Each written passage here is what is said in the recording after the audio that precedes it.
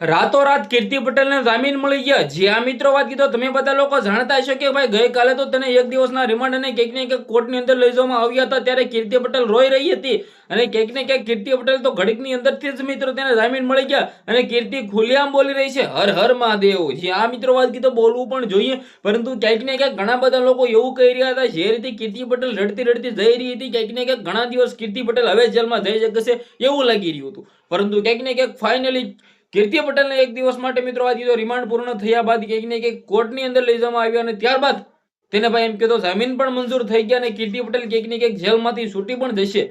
જી આ મિત્રો, વાત કીધો કયા કેસ મામલે હાલ મિત્રો વાત કીધો જામીન મંજૂર થયા છે. તમે બધા લોકો જોયું કે જે રીતે ભાઈ મુરગી કુંડની અંદર સ્નાન કરવા જાય છે અને ત્યારબાદ જે મિત્રો વાત કીધો 7 દિવસની અંદર 3 એફઆઈઆર ફાટી જાય છે. એફઆઈઆર ની અંદર કંઈક ને કંઈક કીર્તિ પટેલ મુરગી કુંડની અંદર સ્નાન કર્યું તે અને ત્યારબાદ મિત્રો વાત કીધો જે પીઆઈ સાથે જે મિત્રો બોલાચાલી કરી તે અને ત્યારબાદ મિત્રો વાત કીધો એક ભાઈ હતા જે ભાઈ કંઈક ને કંઈક જીતી બો એવું કંઈક મિત્રો આઈડીનું નામ છે, તેમાંથી ભાઈ કંઈક ને કંઈક ઘણા બધા એવા વિડીયો તમે જોયા હતા કે જે ભાઈ પોતે કહી રહ્યા હતા.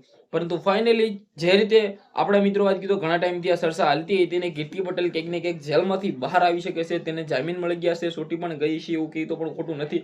તો ક્યાંક ને ક્યાંક જ્યારે કીર્તિ પટેલ બહાર આવતી હતી ત્યારે હર હર મહાદેવના નારાઓ લાગતા હતા, પોતે બોલી રહી હતી મીડિયા સમક્ષ. તો મીડિયા સમક્ષ પહેલા જ્યારે તે કોર્ટની અંદર જઈ રહી હતી ત્યારે તો તે પોતે કંઈક ને કંઈક રડી રહી હતી કે મને ન્યાય અપાવો અને ત્યારબાદ બહાર આવતા હસતા મોઢે બહાર આવી.